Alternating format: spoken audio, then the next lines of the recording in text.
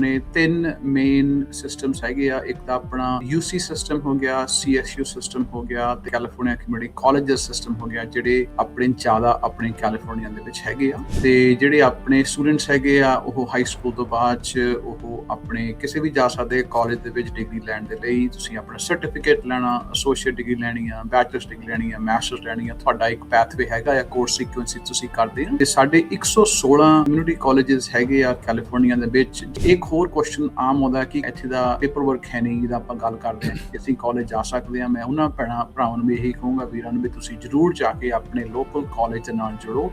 ਉਹਨਾਂ ਦੇ ਕੋਲ ਕਾਫੀ ਪ੍ਰੋਗਰਾਮ ਹੈਗੇ ਆ ਤੇ ਤੁਹਾਡੀ ਸਹਾਇਤਾ ਕਰੂਗੇ, ਪਰ ਤੁਹਾਨੂੰ ਐਜੂਕੇਸ਼ਨ ਲੈਣ ਤੋਂ ਕੋਈ ਰੋਕਦਾ ਨਹੀਂ ਹੈ ਨਾ, ਤੁਸੀਂ ਜਾ ਸਕਦੇ ਆ। ਕੈਲੀਫੋਰਨੀਆ ਦੇ ਜਿਹੜੇ ਕਮਿਊਨਿਟੀ ਕਾਲਜਸ ਆ ਉਹ ਕਿੱਥੇ ਨੇ, ਕਿਹੜੀ ਜਗ੍ਹਾ ਤੇ ਨੇ, ਉਹ ਕਿਵੇਂ ਤੁਸੀਂ ਫਾਈਂਡ ਕਰ ਸਕਦੇ ਆ। So it's ccco.edu। ਇਹਦੇ ਤੇ ਵੈਬਸਾਈਟ ਤੇ ਤੁਸੀਂ ਜਿਹੜਾ ਉਹ ਜਾਣਾ ਆ, ਕੈਲੀਫੋਰਨੀਆ ਕਮਿਊਨਿਟੀ ਕਾਲਜਸ, ਉਹਦੇ ਤੇ ਜਾ ਕੇ ਫਾਈਂਡ ਏ ਕਾਲਜ ਦੇ ਵਿੱਚ ਤੁਸੀਂ ਸਟੂਡੈਂਟਸ ਦੇ ਅੰਡਰ ਜਾ ਕੇ ਫਾਈਂਡ ਏ ਕਾਲਜ 'ਚ ਜਾਓ। ਜਿੱਦਾਂ ਮੈਂ ਇੱਥੇ ਸਰਚ ਕੀਤਾ ਹੈ ਵੀ ਸੈਕਰਾਮੈਂਟੋ ਦੇ ਇਰਦ ਗਿਰਦ ਜਿੰਨੇ ਵੀ ਮੀਲ ਆ, ਤੁਸੀਂ ਜੇ 5, 10, 15, 20 ਤੁਸੀਂ ਆਪਣਾ ਇਲਾਕਾ ਪਾ ਕੇ ਉੱਥੇ ਸਰਚ ਕਰ ਸਕਦੇ ਆ।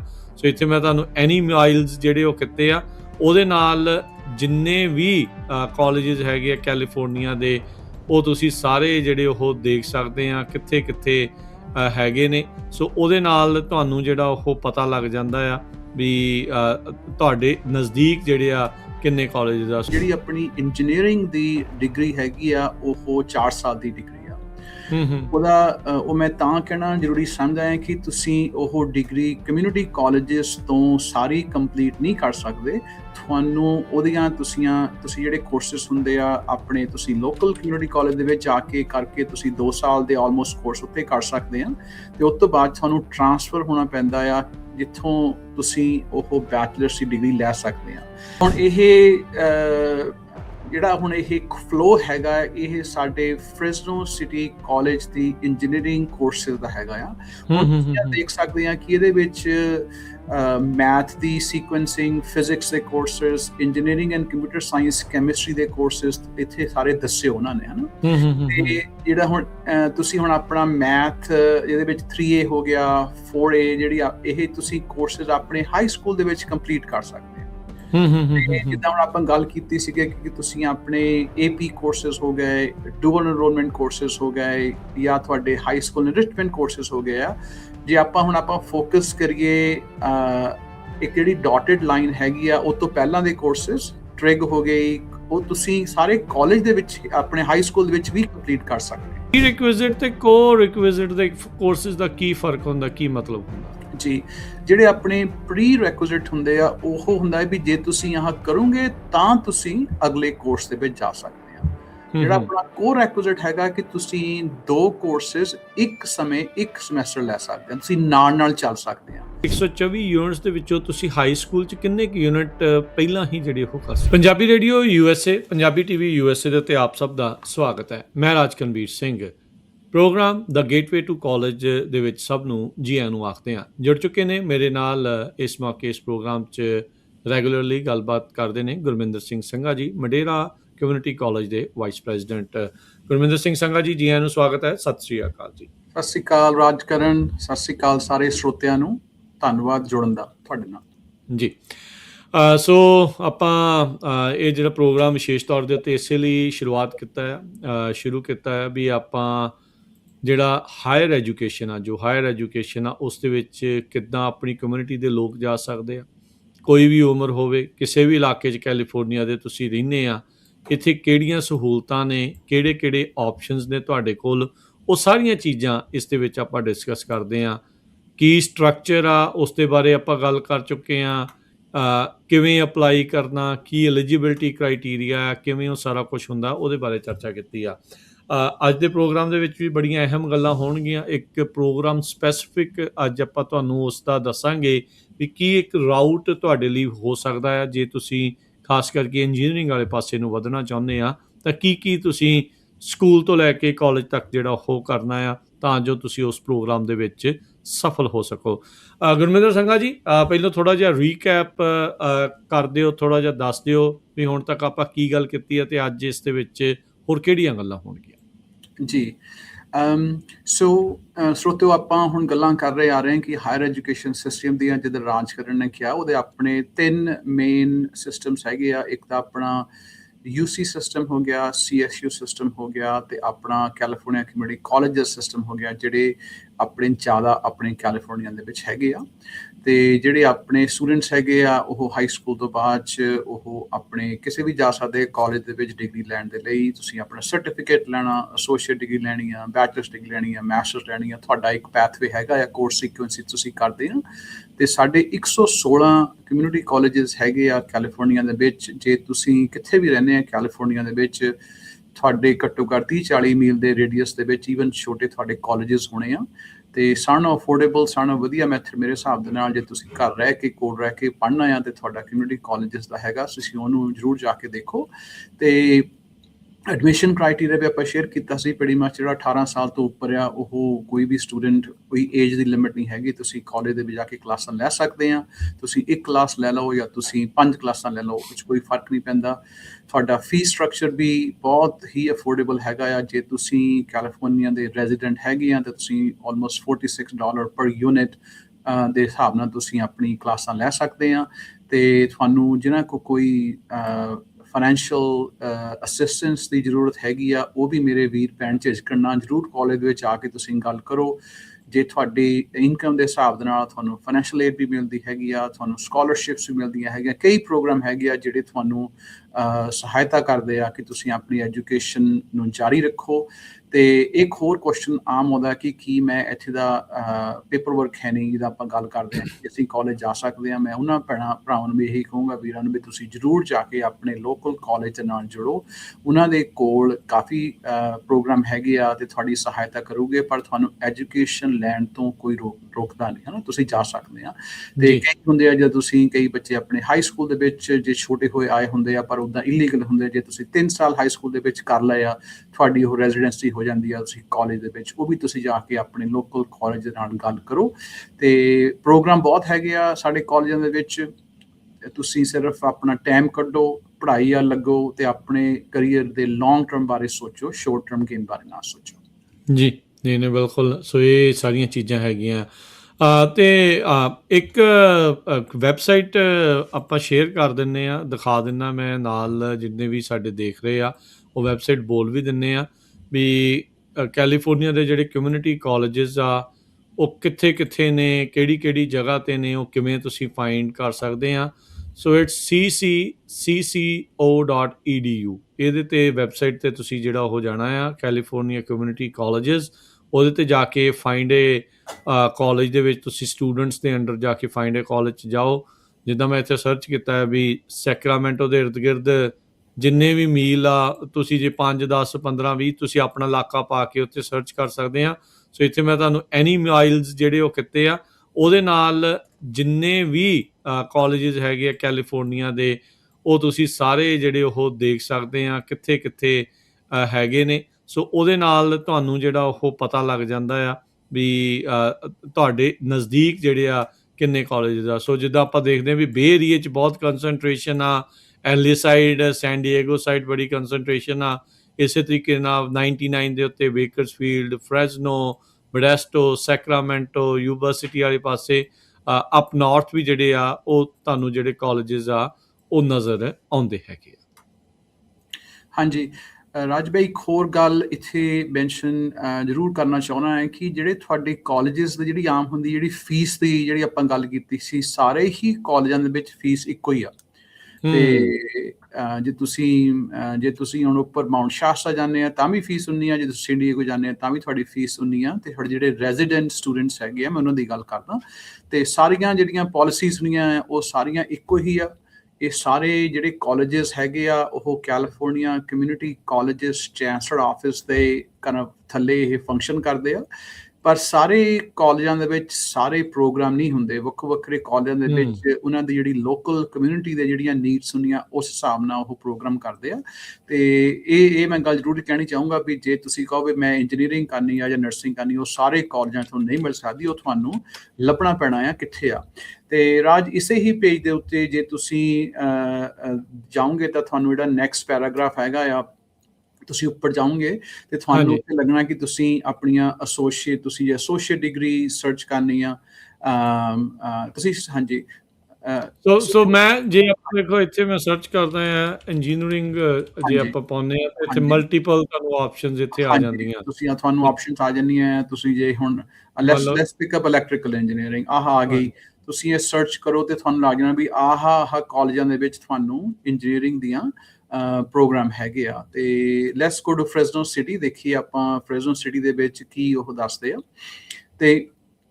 ਤੇ ਰਾਜ ਹੁਣ ਜਿੱਦਾਂ ਪੁੱਲ ਅਪ ਕਰ ਰਿਹਾ ਇਨਫੋਰਮੇਸ਼ਨ, ਤੇ ਜਿਹੜੇ ਮੇਰੇ ਸਰੋਤੇ ਸੁਣਦੇ ਆ, ਮੈਂ ਉਹਨਾਂ ਨੂੰ ਇੱਕ ਗੱਲ ਰਿਮਾਈਂਡ ਕਰਾਉਣਾ ਚਾਹੁੰਦਾ, ਜਿਹੜੀ ਆਪਣੀ ਇੰਜੀਨੀਅਰਿੰਗ ਦੀ ਡਿਗਰੀ ਹੈਗੀ ਆ ਉਹ 4 ਸਾਲ ਦੀ ਡਿਗਰੀ ਆ। ਹੂੰ ਹੂੰ ਉਹ ਮੈਂ ਤਾਂ ਕਹਿਣਾ ਜ਼ਰੂਰੀ ਸਮਝਦਾ ਹਾਂ ਕਿ ਤੁਸੀਂ ਉਹ ਡਿਗਰੀ ਕਮਿਊਨਿਟੀ ਕਾਲਜਸ ਤੋਂ ਸਾਰੀ ਕੰਪਲੀਟ ਨਹੀਂ ਕਰ ਸਕਦੇ। ਤੁਹਾਨੂੰ ਉਹਦੀਆਂ ਤੁਸੀਂ ਜਿਹੜੇ ਕੋਰਸਿਸ ਹੁੰਦੇ ਆ ਆਪਣੇ, ਤੁਸੀਂ ਲੋਕਲ ਕਮਿਊਨਿਟੀ ਕਾਲਜ ਦੇ ਵਿੱਚ ਆ ਕੇ ਕਰਕੇ ਤੁਸੀਂ 2 ਸਾਲ ਦੇ ਆਲਮੋਸਟ ਕੋਰਸ ਉੱਥੇ ਕਰ ਸਕਦੇ ਆ, ਤੇ ਉਸ ਤੋਂ ਬਾਅਦ ਤੁਹਾਨੂੰ ਟਰਾਂਸਫਰ ਹੋਣਾ ਪੈਂਦਾ ਆ, ਜਿੱਥੋਂ ਤੁਸੀਂ ਉਹ ਬੈਚਲਰਸ ਦੀ ਡਿਗਰੀ ਲੈ ਸਕਦੇ ਆ। ਤੇ ਸਾਡੇ ਜਿੱਦਾਂ ਹੁਣ ਫ੍ਰੈਜ਼ਨੋ ਏਰੀਆ ਦੇ ਵਿੱਚ ਫ੍ਰੈਜ਼ਨੋ, ਸਾਡੇ CSU ਫ੍ਰੈਜ਼ਨੋ ਹੈਗੀ ਆ, ਉਹ ਬੈਚਲਰਸ ਕਈ ਇੰਜੀਨੀਅਰਿੰਗ ਡਿਸਪਲਿਨਸ ਦੇ ਵਿੱਚ ਦਿੰਦੀ ਆ, ਤੇ ਉਹਦੇ ਵਿੱਚ ਤੁਸੀਂ ਆਪਣੀ ਬੈਚਲਰਸ ਡਿਗਰੀ, ਕਾਫੀ ਕੋਰਸਿਸ ਤੁਸੀਂ ਆਪਣੇ ਫ੍ਰੈਜ਼ਨੋ ਸਿਟੀ ਤੋਂ ਕਰਕੇ ਤੁਸੀਂ ਜਾ ਕੇ ਫ੍ਰੈਜ਼ਨੋ ਸਟੇਟ ਦੇ ਵਿੱਚ ਲੈ ਸਕਦੇ ਆ। ਤੇ ਮੈਂ ਤੁਹਾਨੂੰ ਹੁਣ ਜੀ ਇੱਕ ਰਾਜ ਆਉਲਸ, ਮੈਂ ਤੁਹਾਨੂੰ ਇੱਕ ਦੋ ਲਿੰਕ ਭੇਜਦਾ ਆ, ਤੇ ਜਿੱਦਾਂ ਆਪਾਂ ਜੀ ਗੱਲ ਕਰ ਰਹੇ ਆ ਤੁਸੀਂ ਨਾਲ ਉਹਨਾਂ ਨੂੰ ਪੁੱਲ ਅਪ ਕਰ ਲਿਓ, ਤੇ ਆਪਾਂ ਫਿਰ ਉਹਦੇ ਬਾਰੇ ਗੱਲ ਕਰਾਂਗੇ, ਕਿਉਂਕਿ ਇਹ ਹੈ ਬਹੁਤ ਸੌਖਾ ਜੇ ਤੁਹਾਨੂੰ ਸਮਝ ਆ ਜਾਵੇ, ਤੇ ਸਮਝ ਮਤਲਬ ਵੀ ਅਸੀਂ ਕੋਸ਼ਿਸ਼ ਕਰਾਂਗੇ ਤੁਹਾਨੂੰ ਸਮਝਾਉਣ ਦੀ। ਬਿਲਕੁਲ। ਸੋ ਆਪਾਂ ਜਿਹੜਾ ਇਸ ਟਾਈਮ ਜਿਹੜਾ ਫਲੋ ਆ ਹਾਂਜੀ, ਉਸ ਨੂੰ ਜਿਹੜਾ ਆਪਾਂ ਸ਼ੋਅ ਕਰਦੇ ਆ। ਸੋ ਹਾਂਜੀ, ਵੀ ਇਸ ਤਰੀਕੇ ਦੇ ਨਾਲ ਤੁਸੀਂ ਕਿਸ ਤਰੀਕੇ ਦੇ ਨਾਲ ਫਲੋ ਜਿਹੜਾ ਹੈਗਾ ਉੱਥੇ ਤੁਹਾਡੇ ਸਾਹਮਣੇ ਜਿਹੜਾ ਉਹ ਪੇਸ਼ ਹੋਊਗਾ ਜੀ। ਹਾਂਜੀ। ਹੁਣ ਇਹ ਜਿਹੜਾ ਹੁਣ ਇਹ ਫਲੋ ਹੈਗਾ, ਇਹ ਸਾਡੇ ਫ੍ਰੈਜ਼ਨੋ ਸਿਟੀ ਕਾਲਜ ਦੀ ਇੰਜੀਨੀਅਰਿੰਗ ਕੋਰਸਿਸ ਦਾ ਹੈਗਾ ਆ। ਤੇ ਹੂੰ ਜਿੱਦਾਂ ਹੁਣ ਆਪਾਂ ਪਿਛਲੇ ਸ਼ੋਅ ਦੇ ਵਿੱਚ ਗੱਲ ਕੀਤੀ ਸੀ, ਰਾਜ ਨੇ ਪੁੱਛਿਆ ਸੀਗਾ ਕਿ ਕੁਐਸਚਨ ਵੀ ਆਪਾਂ ਆਪਣੇ ਸਟੂਡੈਂਟਸ ਨੂੰ ਪ੍ਰਿਪੇਅਰ ਕਿੱਦਾਂ ਕਰ ਸਕਦੇ ਆ ਜੇ ਉਹ ਕਾਲਜ ਲਈ ਹਾਈ ਸਕੂਲ ਦੇ ਵਿੱਚ ਰਹਿਣ ਦੇ ਵਿੱਚ।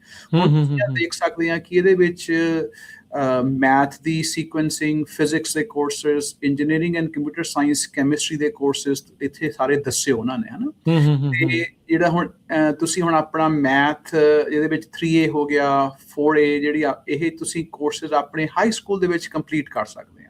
ਹੂੰ ਹੂੰ ਹੂੰ ਤੇ ਹੂੰ ਜਿੱਦਾਂ ਹੁਣ ਆਪਾਂ ਗੱਲ ਕੀਤੀ ਸੀਗੀ ਕਿ ਤੁਸੀਂ ਆਪਣੇ AP ਕੋਰਸਿਸ ਹੋ ਗਏ, ਡੂਅਲ ਐਨਰੋਲਮੈਂਟ ਕੋਰਸਿਸ ਹੋ ਗਏ, ਜਾਂ ਤੁਹਾਡੇ ਹਾਈ ਸਕੂਲ ਐਨਰਿਚਮੈਂਟ ਕੋਰਸਿਸ ਹੋ ਗਏ ਆ।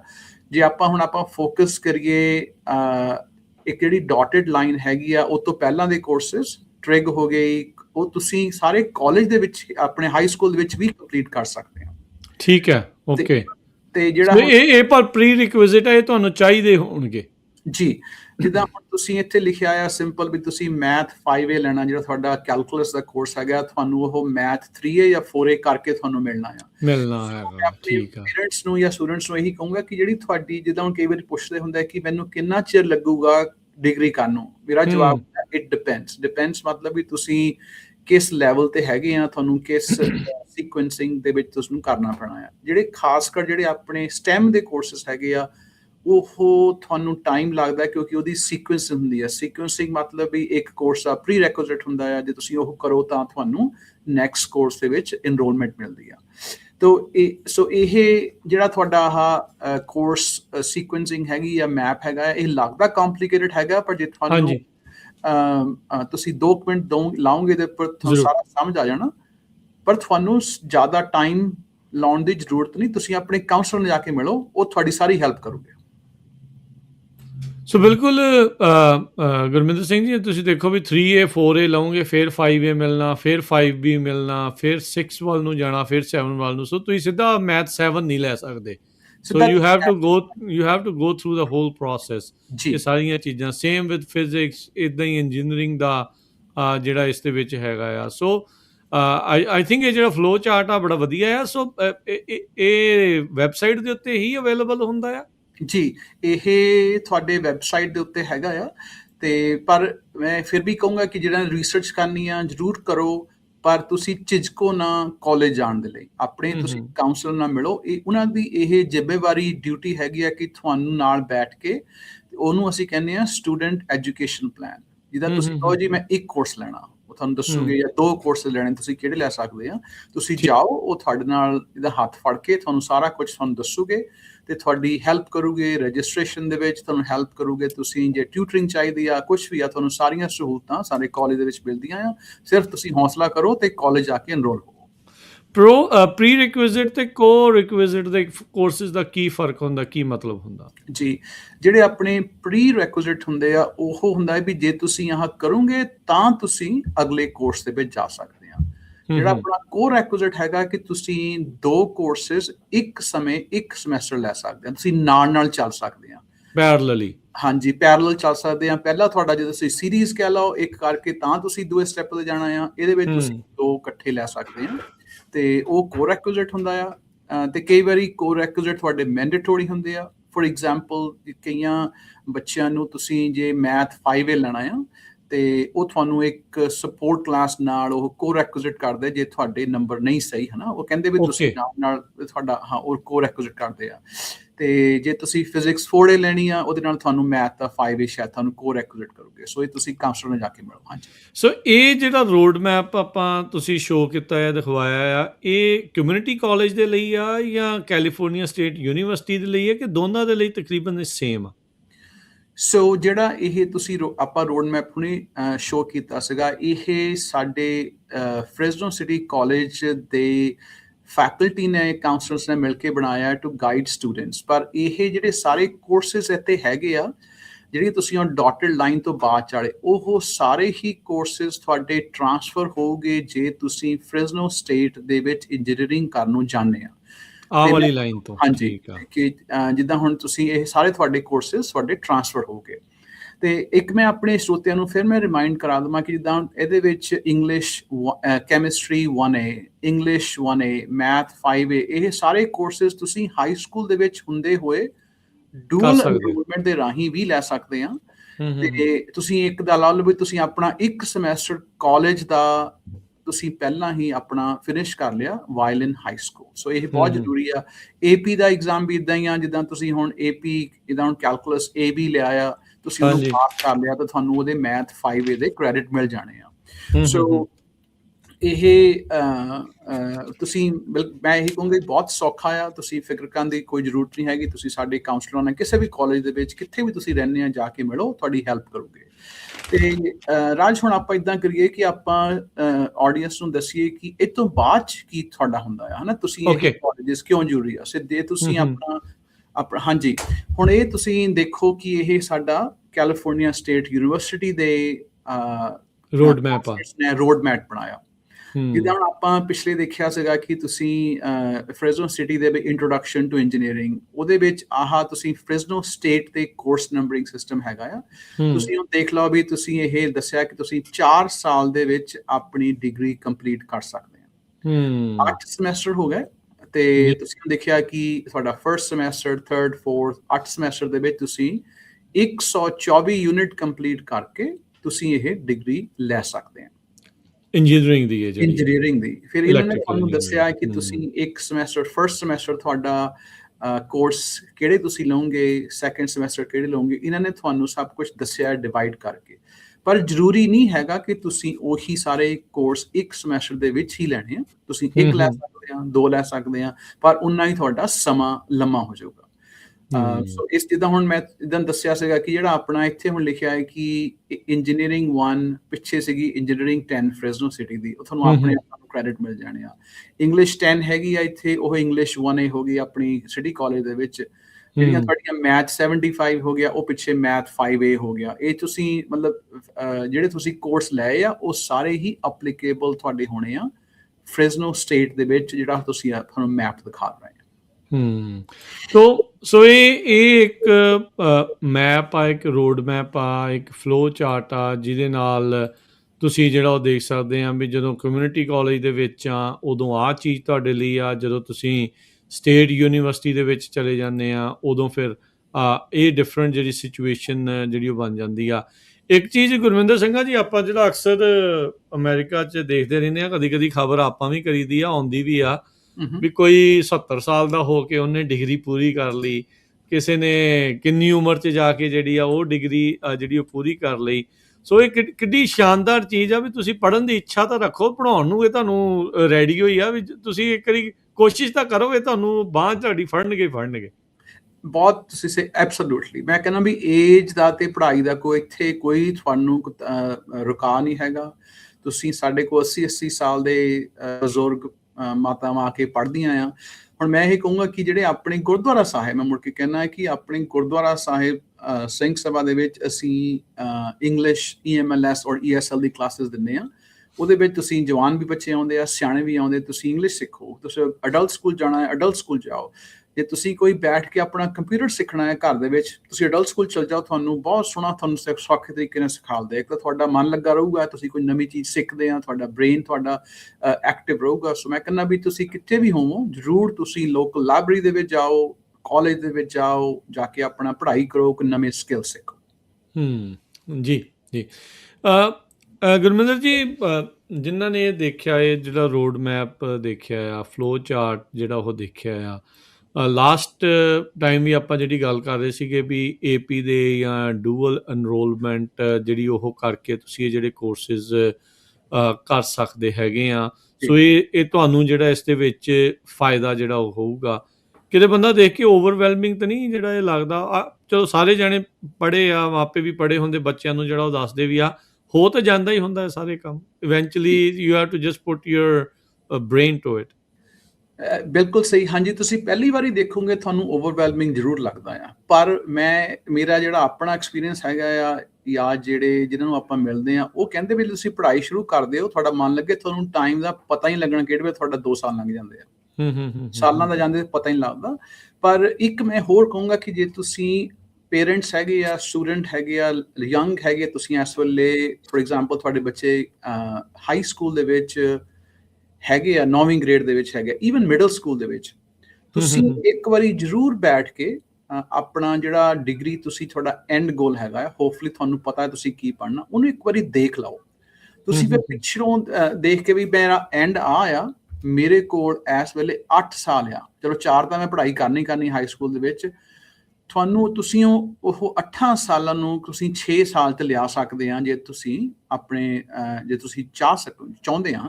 ਮੈਂ ਫੋਰਸ ਨਹੀਂ ਕਰਦਾ, ਕਿਉਂਕਿ ਤੁਹਾਡੀ ਉਮਰ ਹੁੰਦੀ ਆ, ਤੁਸੀਂ ਹੋਰ ਵੀ ਗੱਲਾਂ ਸਿੱਖਣੀਆਂ, ਉਹਨੇ ਆਪਣੇ ਐਕਸਪੈਂਡ ਕਰੋ, ਆਰਟ ਸਿੱਖੋ, ਸਪੋਰਟਸ ਖੇਲੋ, ਸਭ ਕੁਝ ਆਪਣੇ ਆਪ ਨੂੰ, ਤੁਹਾਡਾ ਜਿਹੜੀ ਉਮਰ ਹੈਗੀ ਆਪਣੇ ਆਪ ਨੂੰ ਹਰੇਕ ਪੱਖੋਂ ਵਧਾਉਣ ਦੀ ਹੁੰਦੀ ਆ।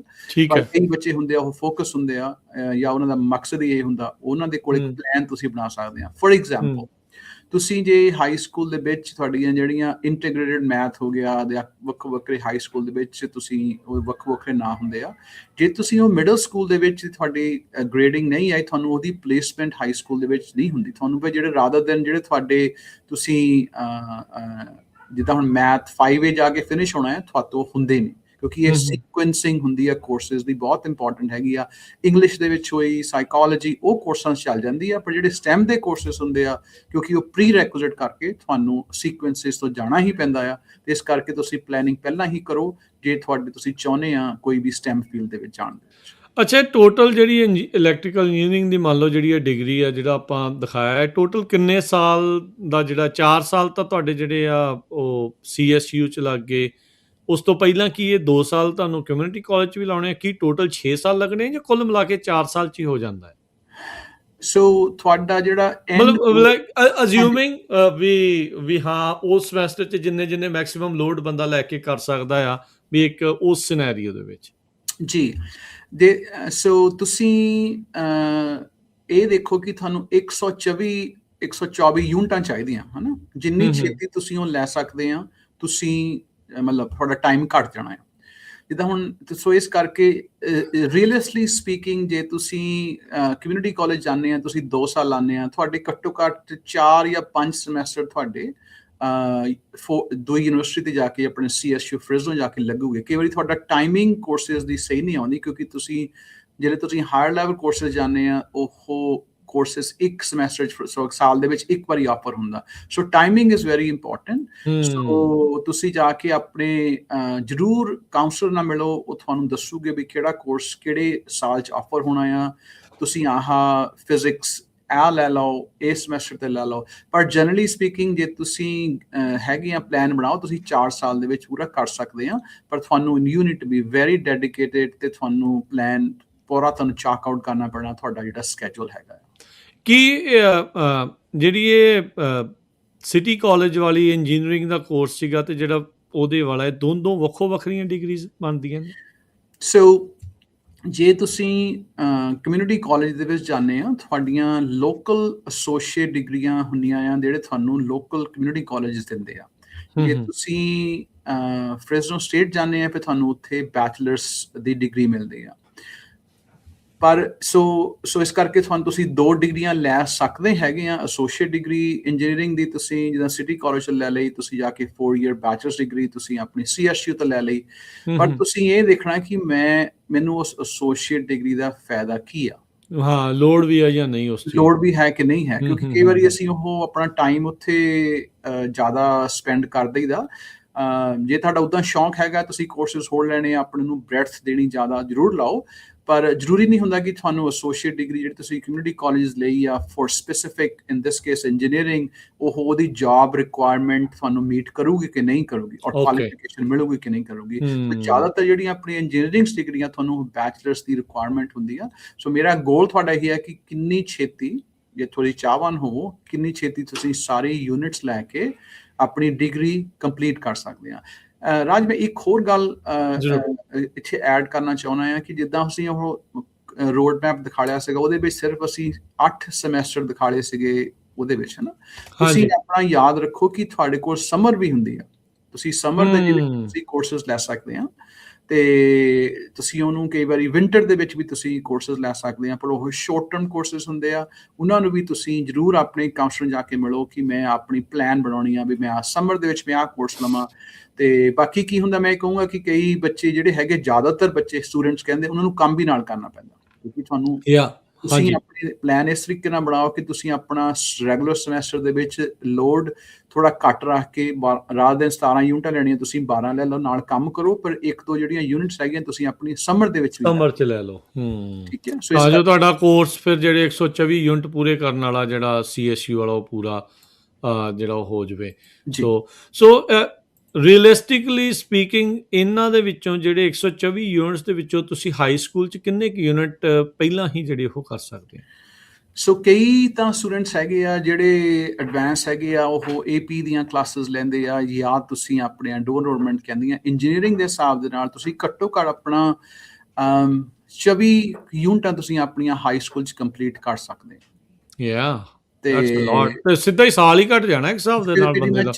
ਹਾਂਜੀ, ਤੁਸੀਂ ਯੂਨਿਟਾਂ ਕੰਪਲੀਟ ਕਰ ਸਕਦੇ ਆ, ਕਿਉਂਕਿ ਤੁਹਾਡੀ, ਮੈਂ ਤੁਹਾਨੂੰ ਅੱਗੇ ਵੀ ਦੱਸਿਆ, ਜਿਹੜੀ ਸੀਕੁਐਂਸਿੰਗ ਇਜ਼ ਵੈਰੀ ਇੰਪੋਰਟੈਂਟ। ਹਾਂਜੀ, ਤੇ ਇੰਨਾ ਤੁਹਾਨੂੰ ਉਹਦਾ ਫਾਇਦਾ ਇਹ ਹੋਣਾ ਹੈ ਕਿ ਇਹਦੇ ਵਿੱਚ ਤੁਹਾਡਾ ਇੱਕ ਤਾਂ ਤੁਹਾਡਾ ਟਾਈਮ, ਤੇ ਇੱਕ ਤੁਹਾਡਾ ਟਾਈਮ ਤੁਸੀਂ ਸਪੈਂਡ ਕਰਨਾ ਹੈ ਪਰ ਸਮੈਸਟਰ। ਫॉर ਐਗਜ਼ਾਮਪਲ, ਜਿਵੇਂ ਆਪਣੀਆਂ 24 ਯੂਨਿਟਾਂ ਕਰ ਲਈਆਂ, ਉਹਨਾਂ ਨੇ ਕੀ ਕੀਤਾ ਹੈ ਕਿ ਮੇਰੀਆਂ ਹਰੇਕ ਸਮੈਸਟਰ ਦੀਆਂ ਯੂਨਿਟਾਂ 17 ਤੋਂ 12 ਲੈਣੀਆਂ। ਫॉर ਐਗਜ਼ਾਮਪਲ, ਤੁਹਾਡਾ ਟਾਈਮ ਰਿਲੇਟਿਵਲੀ ਸ਼ਾਇਦ ਉਨਾ ਕਿ ਲੱਗੇ, ਪਰ ਤੁਹਾਡਾ ਲੋਡ ਪਰ ਸਮੈਸਟਰ ਬਹੁਤ ਘੱਟ ਜਾਣਾ ਹੈ, ਤੁਸੀਂ ਨਾਲ ਕੰਮ ਕਰ ਸਕਦੇ ਆ।